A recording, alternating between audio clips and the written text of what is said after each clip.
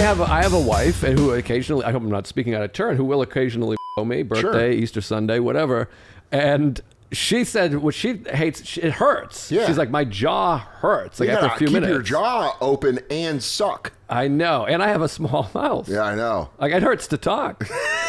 You're in pain right now. My child's mouth is bigger than mine. Is there any jealousy from that immediately? A little. He does a yawn, and I'm like, "How did you just do that? That was crazy." Stop it! It must be how little people feel when they have regular-sized babies. That they immediately are like, "You're already out of it." Yeah, that's weird. How do you parent your child when they're that much larger than you? If you're a little person and you have a regular-sized baby, by the age of 7, you're running the household. I think we should cut this whole thing. I mean, this is bad. We can't make fun of little people. I'm not making fun of anybody. Yes, you are. How Dan hates little people. Dan is little people phobic. Do you know my aunt had that? Dude, I did not know that, but I have a story about a lady that has that. Wait, tell me about your aunt, because I have a story. So I was telling you about my aunt. My Aunt Karen did a lot of drugs when she was a teenager in the Bay Area, and her and her friend did like 10 hits of acid. This is like early 70s. I already am in love with this story. And they were in downtown San Francisco, and they were in a Marriott.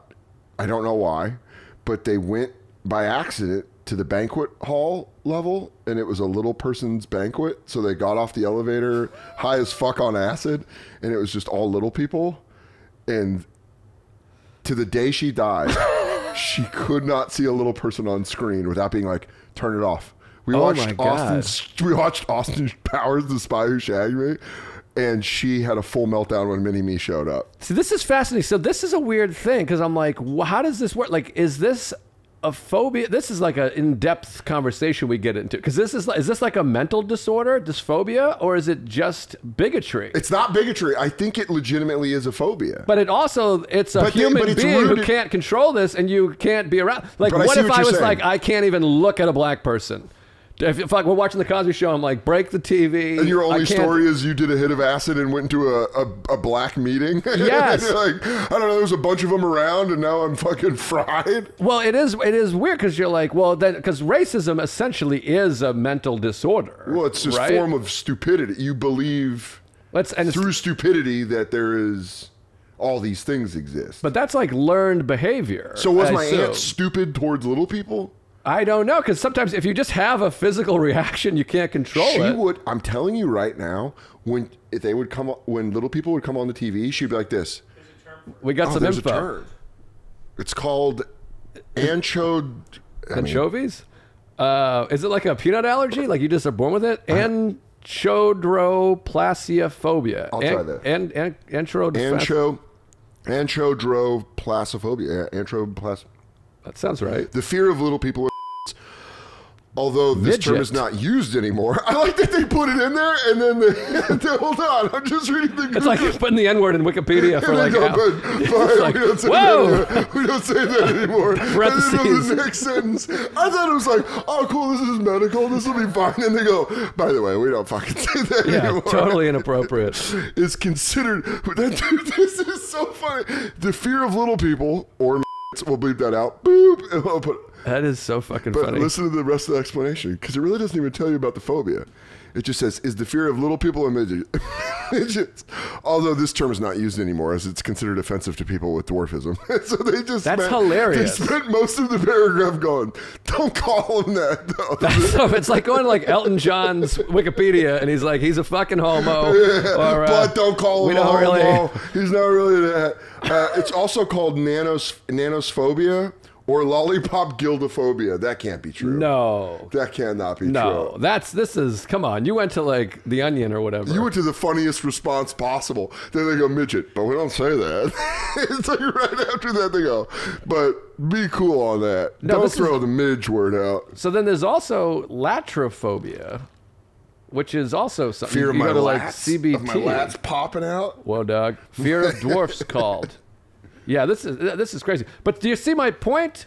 Because I met a woman and I was she's someone, maybe you've met her too, and I don't want to say her name or where she worked because this is horrible, but she was in the industry side of things, and I was talking to her one time at a thing, and we were bullshitting, and she had a couple drinks, and our friend Nick Novicki. Yeah, I love Nick Novicki. One of our good buddies, he's the best. Me and him have the same head. Yeah, you guys look very similar. It's Different wild. bodies. We did a face swap on Instagram or whatever, and they were doing that face swap technology. Same face. It's crazy. Yeah, It's no, you nuts. guys look very similar. It's nuts. But he walked, and a great comic, great actor, good buddy. Some of the best stories ever. I mean, But he walked in, and she doesn't know that I know him, or she doesn't know him. She was like, "Oh my God, it's a little person again!" And she was like, "He's coming over! He's coming over! Oh my God!" and then I was Nick like, "This just is comes over and vile." goes, "Hey guys," and she's like, Oh, dude, I'm not Really? kidding. She was like, did like a fucking, like did this. I couldn't look over, and we hug and say hello and catch up, whatever. This is like 15 Did years she ago. do like a hands up, like? No, she like looked away, and I think she threw up. I'm not kidding. And I was like, that's the most insane thing. And I was like, what like a vile human being this is. And someone was like, no, that's a real phobia. And I've wanted this So ever then you're the since. bad guy for being like, "Hey, you're shitty," and someone goes like, No. She actually is afflicted with something. Well, that's the thing. I'm like, is like fucking, George Wallace, does he just have a phobia? I went with a senator or governor from 300 years ago. But yeah, when he had a lot of phobias against a lot of people. I mean, it feels a little strange. And I also thought you meant the black comedian. No. That's hilarious. I meant Governor Wallace from Alabama. George 19. Wallace, what is he have a notorious thing against? It's like to dislike a group of people in today's modern age. Yeah. And then to be like, no, it's scientific. Everyone's like, But I guess if you look at, like I said, it's like a peanut allergy. If you look at someone and it makes you throw up. my aunt would not. The immediate reaction, it made me laugh every time.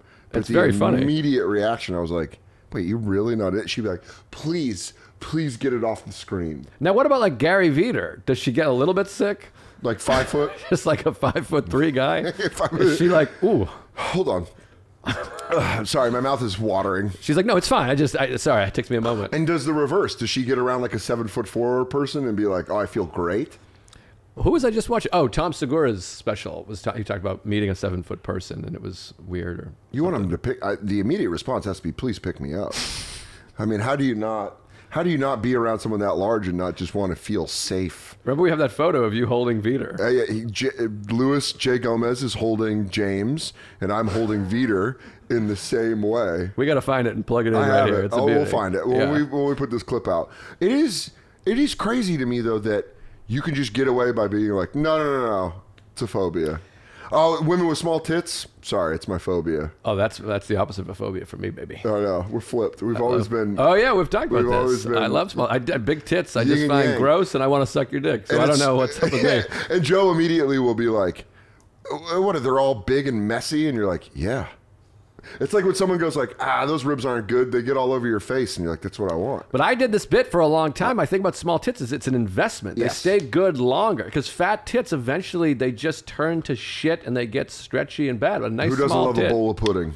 I don't like pudding. Who doesn't like mushing them up and lifting them up? The mush is You know when you nice. see people work like gum, or when you see them in factories like working that thing? Like taffy. Yeah, like taffy. Taffy titty. Just old taffy tits, dude. Just pushing them together and mushing them. Well, Come on, man. All that extra meat. What are we talking about? Here's my thing with the tit. I guess there's the pencil test. Yeah. A pencil, you put a pencil in it. If it can hold. But when I have a woman sitting on my face, in the old days, a woman sitting on my face with the puss, Yeah. I want to look up and there's no fold. The tit comes No, straight I wanna from see the you have a torso and shelf. out. I want to know you have a balcony. I want to know that you're up on your balcony watching the sunset, having a good time. You shouldn't be able to lift a tit. Love it. I love lifting, moving, slapping. Oh, Big Daniel. J in Dog Belly. Check out Dog Belly on YouTube. Big J's special. He talks about. The special. Great. I watched that special. He talks about slapping tits, but then he says my girlfriend has small tits, so it looks like I'm just disciplining someone at the mall. He goes, stop it. It makes me laugh so hard. I like a handful of tit. I want my fingers to touch the body right here. Just a real boy. Did I tell you about the time that a stripper found money under her tit in front of me?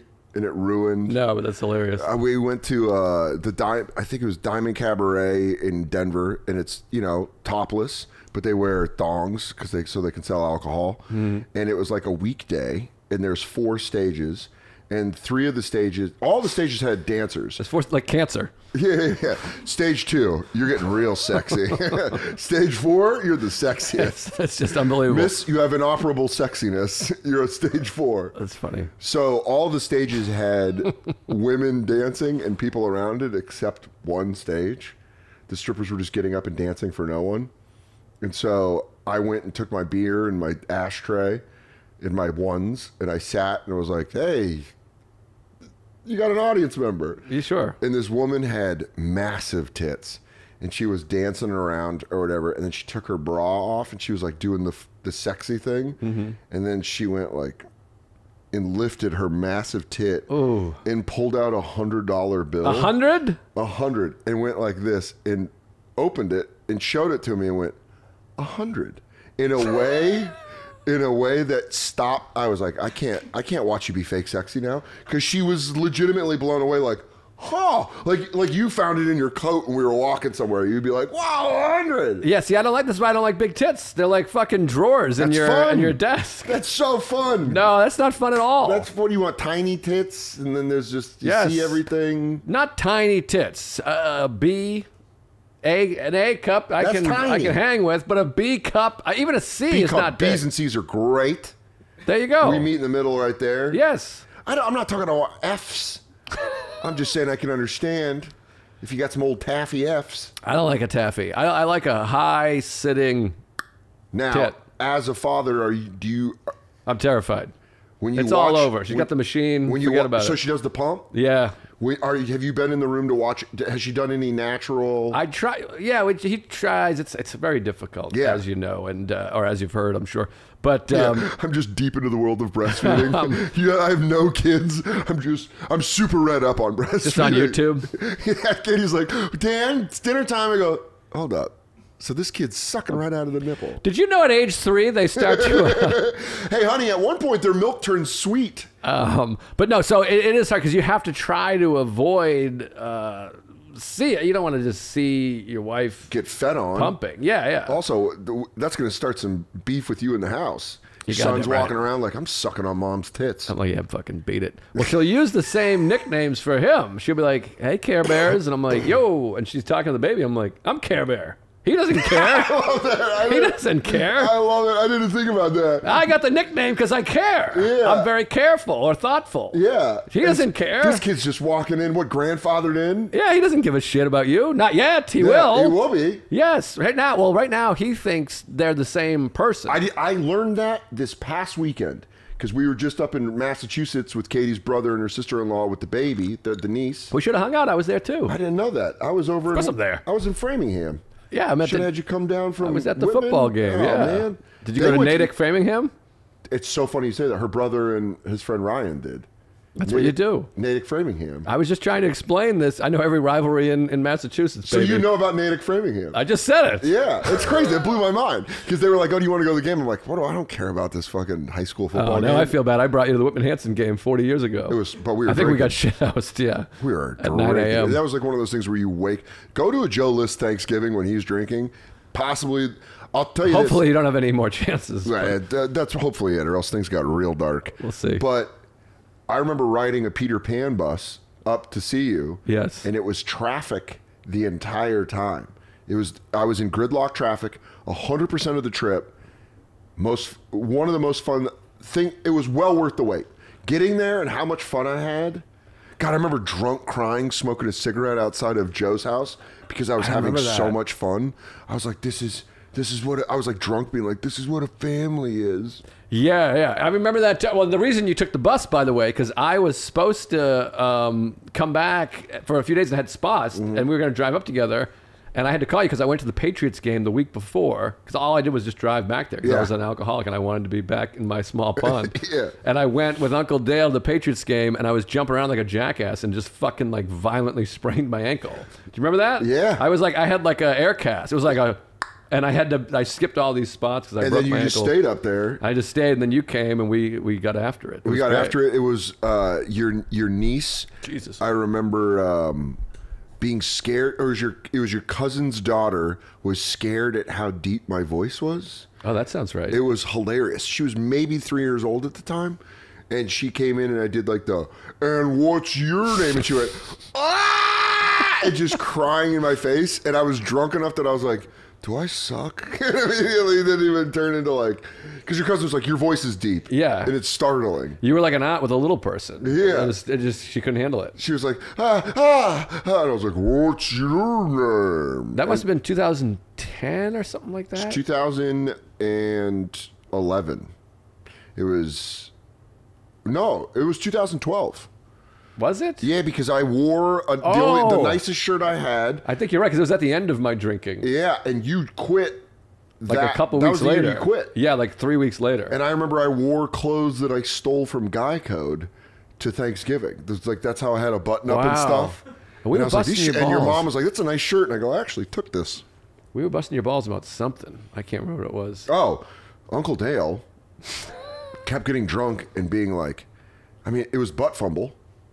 Is that right? It was the butt fumble game, Jets-Patriots. But Uncle Dale kept getting drunk and going, so you think Joe Montana is better than Tom Brady? And I went, Dale, I don't want to have this argument in a Patriots house. And he was like, you think Joe Montana is better than Tom Brady? And Brady hadn't won as many. I think there were still like 2 to go for Brady to win. No, he must have won 3 more after that. Well, yeah. And I was like, Montana has 4. And he's like, Brady's got 4. And then I did he's never thrown an interception in a Super Bowl. And he went, all right. Like watching him get mad. And I was like, please stop this. I don't like any of this. That sounds right. Yeah, I can't remember most fun. of it, but I remember being fucking banged up. Yeah, that was a good time. Yeah, and then now, this is your first Thanksgiving with the boy. Yeah, with the boy. The boy, and it was exciting. Was family just circling you the whole time? Do you feel like more attention on you now than ever before at Thanksgiving? Well, there's more attention on him. Yeah. So it's weird. Yeah, and it's hard because like my baby is 4 weeks old, and so everyone wants to spend time with the baby and wants the baby because they're away from him all the time. But you're also at a phase where you want the baby. He's still new. It's like, well, give me the baby. Yeah. It's my baby time. Yeah, I want to hang out with my baby. Like, it's not like you're like, you take them. Like when they're 3 and they're like, you want them? Which is like the hack. My hope is to never do that joke when people are like, your baby's so nice. Oh, you want them? Oh, well, you have them for a couple days. I hate hack fucking bullshit. You're going to catch yourself doing a hack dad joke. Oh, absolutely. And then you're going to be like, and I know you're going to beat the shit out of yourself. I know. I'm going to be like, damn it. I've done it before. January 4th through the 6th, going to be at the Port in Baltimore. Come on out. Working on new jokes, gonna hang out, have fun to start off 2024. DanSoder.com for full dates and cities. I'm gonna be everywhere. So we'll see you in the year 2024. Hope you have good holidays, Christmas, Hanukkah, Kwanzaa, all the hits. Happy New Year's, and we'll see you in 2024. Thanks for listening.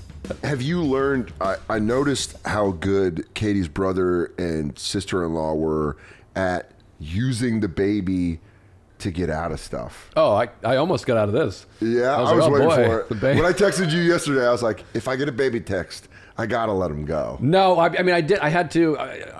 I canceled spots tonight because I have the baby. Because it is actually a lot of it's a human work and stuff. Yeah, but I do look forward to the general like the baby. So we were doing a thing where they would be like, 7:30, baby's got to go down. And we had an Airbnb, so it always was Katie and I being like, we got to go with them. Right. The baby's got to go down. Yeah. But really, we just wanted to go back to the Airbnb and hang out, watch TV, and chill.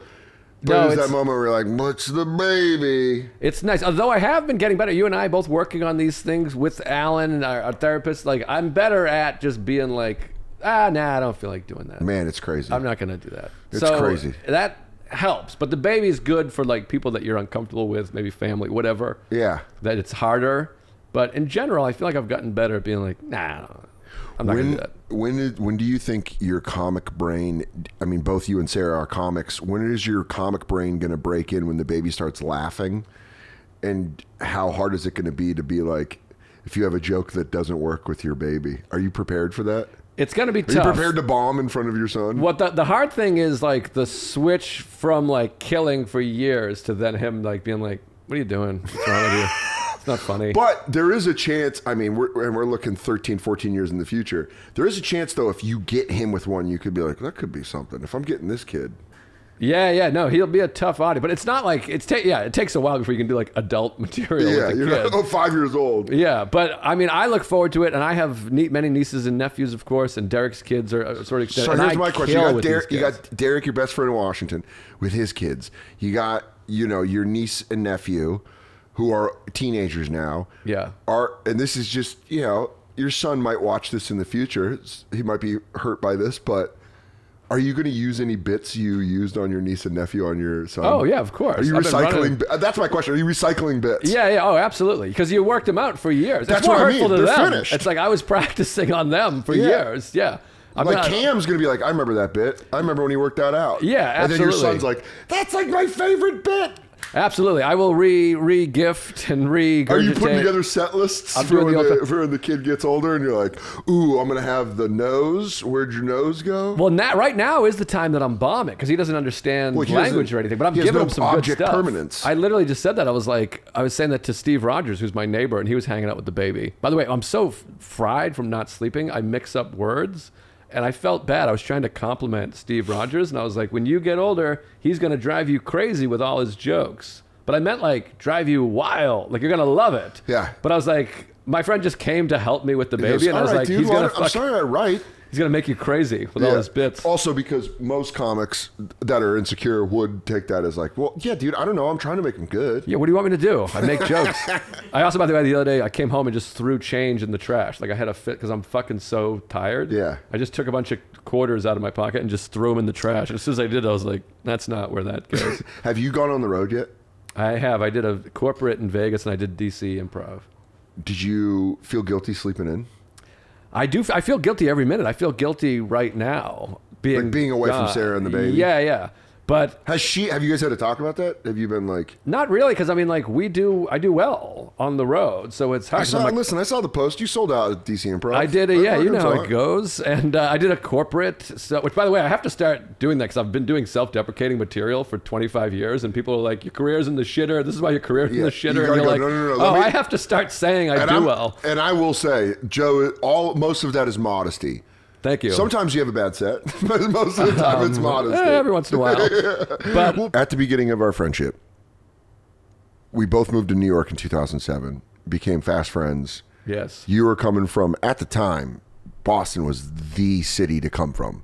Everybody in stand-up, that was good. Now it's Philly. 2023, Philadelphia is we lost the crown. You guys lost the crown. Boston was, if someone came up from Boston, you were like, well, they're really good. You, Bulger, Shane Moss, Ira, all these people that were coming that you're like, what the fuck? And, it was a mix of Nick's, Comedy Studio, the Dick Doherty rooms, all the stuff you guys would do, all the one-nighters. You guys came and showed up and were just incredible. The Nuggets traded for Allen Iverson, and the Celtics got Ray Allen and Kevin Garnett. But before they got Ray Allen and Kevin Garnett, you and I were drinking, and I was like, the Nuggets are going to have a better season than the Celtics. And what I fucking did, and I know if you're a sports fan, you're like, I don't matter this. If you are a sports fan, you'll understand my pain. I talked shit to Joe as the city of Boston was ascending to the greatest run a sports city has ever had. You guys had 2 decades of championships. And it maybe... little before the halfway point, I decided to talk shit and be like, you guys stink. Nuggets are going to do better. No, it was crazy. I mean, it was a crazy run. It was a lot of fun. It fucking ruled. So this is the conversation I have with Katie and her family. Oh, yeah, she's Katie's a Boston person. Diehard Boston sports fan. And I said, and I try to say this tenderly because I love her very much, hard to have sympathy for you when they start losing. Now the Patriots are in the track. That's fair. That's fair. But I also always feel like I have to say to people, because they're like, fuck you, whatever. I'm like, I had 20 years of losing. Exactly. Of the Patriots were 1-15. The games were blacked out. And I always tell this story. I was just reminiscing to my nephew, who's 15, has only ever seen winning.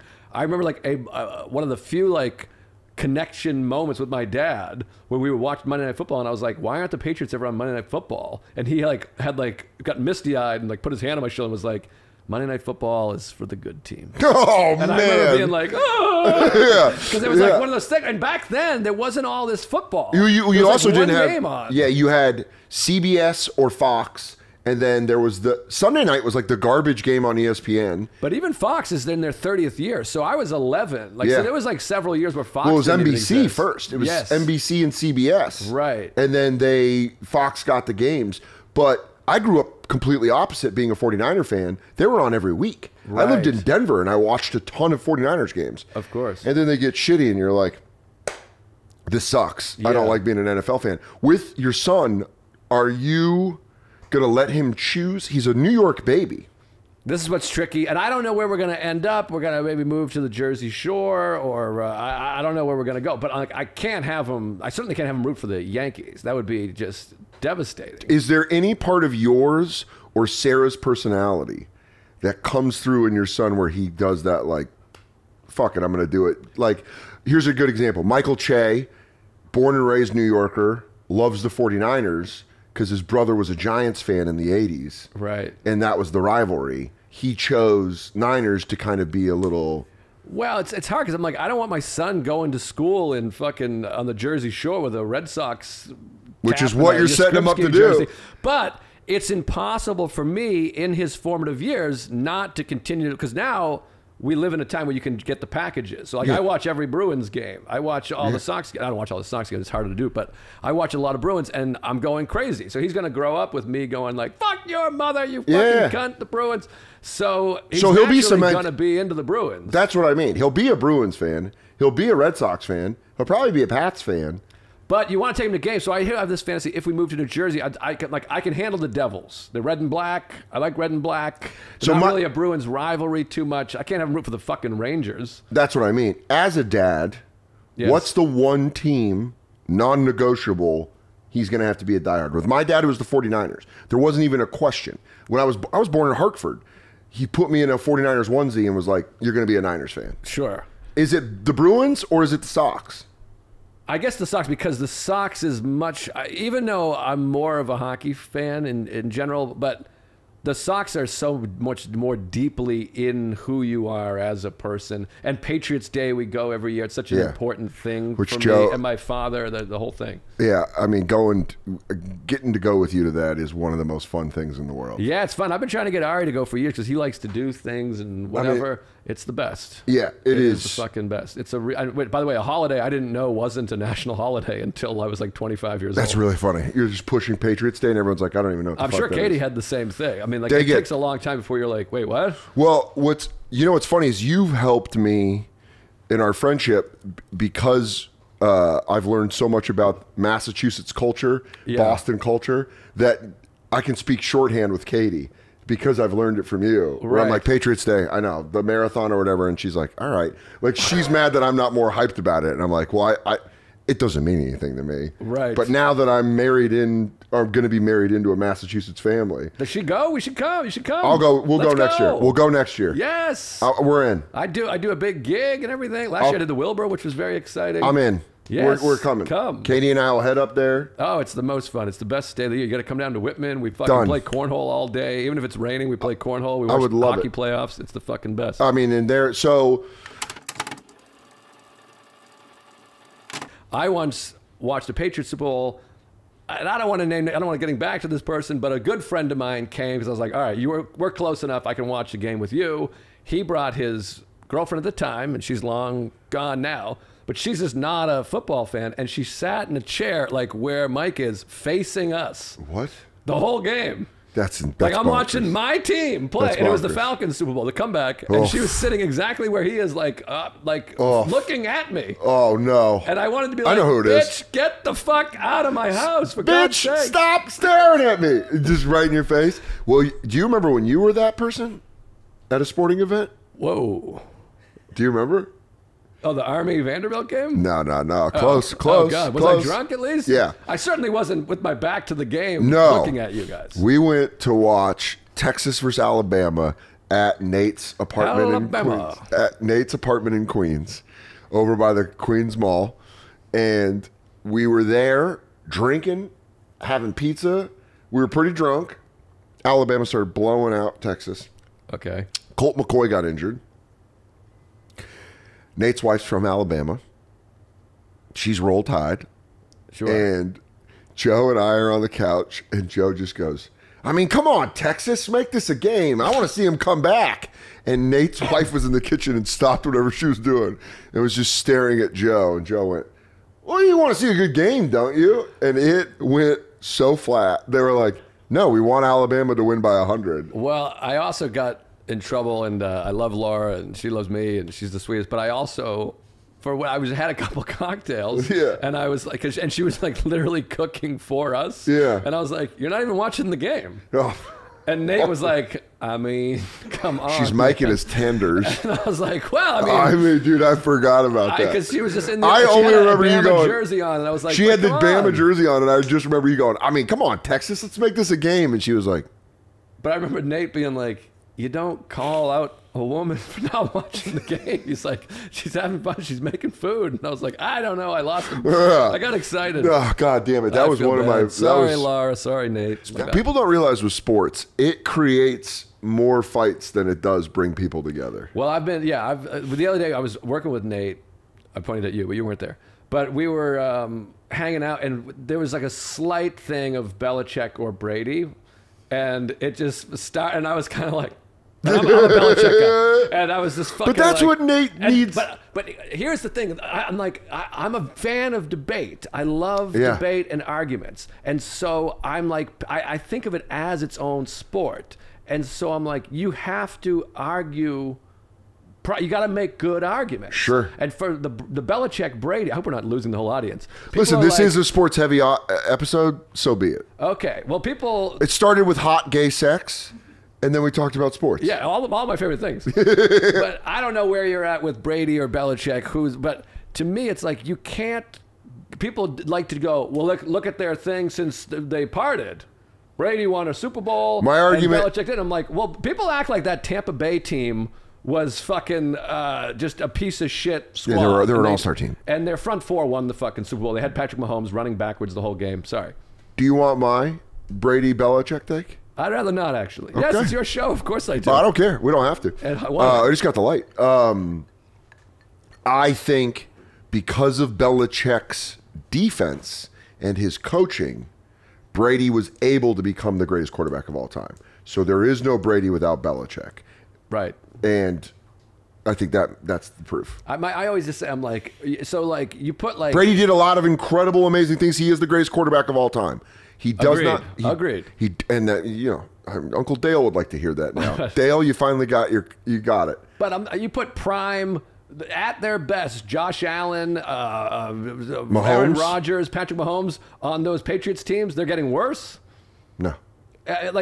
Tom Brady. Think about putting a Marino on that team. Of course. It's insane. Yeah, and other point that I think I'm like adamant about is basketball is the only sport where you can really argue championships for the greatness of an individual player. Yes. Because they play so much of the game and they can dominate. They can take it over. Player wins. An NFL player cannot, outside of a running back, which I'm so excited to watch that Barry Sanders documentary. Shout out Paul, my buddy who helped make it. NFL, one person cannot dominate. Yeah, you're off the field for half the game. Yeah. It's like, you know what I mean? Like, if you light up, throw for 800 yards and your team gives doesn't up 1,000 matter yards if your defense, team, yeah. Whereas the NBA, it's like you're playing defense off it the whole game. So, like, to just point to championships, and again, the easy slam dunk case of this is like, so by your rationale, Joe Flacco is better than Dan Marino. Yeah, because he's got one. And yeah, it's outrageous that people point to Super Bowls. What if your son grows up and hates sports? Impossible. You think he's gonna be a fucking queer? It's the most. I'm really pulling the Boston Joe out of you right now. You go, what the fuck you mean? What the fuck? You think he would blow you? No, how long do you think he would take to make you come if he's full grown? It just goes back to that. How long will you take to fucking pop in my fucking son's mouth if that fucking happened? It's learned behavior. People that don't like sports, their parents didn't like sports. They're like intellectuals. I don't think that's true. Some bullshit. I don't think that's true. I think you're telling yourself that in hopes. He's going to grow up loving sports because that's what makes Dad happy, and he's going to want to make Dad happy. What if he just goes like, Dad, I just want to read? You can read about sports. Are you gonna get a Matt Christopher books? Are you gonna groom your son into being a sports fan? I'm like, here's Dynasty. It's like this thick. I mean, Lewis used to just hold James and watch MMA. Yeah, I mean, I'm not saying, sure, there are certainly people that aren't into sports whose parents were into sports. Sure. But like, James didn't just become a jiu-jitsu kid. Yeah, he was beaten into him. And so you will make sure your son is a sports fan. Your parents, I mean, But, you liked the Niners because your dad liked the Niners. Yeah, absolutely. It was the only thing we connected on. Same. What if he isn't? That's all right. I'll still love the queer fucking piece of shit. Oh my God. No, I'll be into whatever he said, but I'm sure. I hope your son uses this clip as evidence years from now, where you're like, "Why can't you want to go play ball like the other boys?" I mean, you said on a podcast with the late Dan Soder that you would. That you were into this. 3 weeks before he died, you went on. It's crazy. Okay, that does scare me. Yeah. That does freak me out. Yeah, I got a lot of travel coming up. Yeah. So let's just hope it's safe. Yeah, December 18th, you're going to pass. I don't do that, dude, because I'm driving that day. What are you doing? It's the day we're driving to Chicago. You go to Chicago? Yeah, dude. For Christmas? Yeah, we're driving to Chicago, then Denver.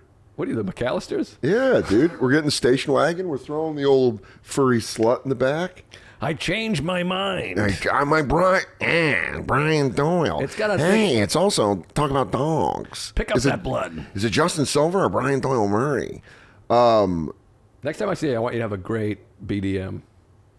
Brian Doyle Murray. Oh, dude, I will. I'm going to have it by this weekend. Yeah, I'm going to leave you voice notes of a Brian Doyle Murray. Put it over there with the rest of them, greaseball. I'm gonna fucking bury it. You're going to get voice memos this weekend. Where you're like, damn. That's what I'm hoping for. Sorry, I'm on coke. Check out Joe List specials on YouTube. Please. He is one of the best working stand-up comedians. He is one of the funniest human beings I have ever met in my life. I don't ever change the top 3 funniest people I've ever met in my life for Joe List. Top 4: Joe List, Shane Gillis, Big J Okerson, and Nate Bargatze. You are the embodiment of funny to me. Thank you. Tuesdays with Stories, obviously a hit. Mindful Metal Jacket, The Regs. The guy's got stuff dripping out his butt. Too many podcasts, and I'm making a film about Tom Dustin. I love Tom Dustin. I think you're gonna love it.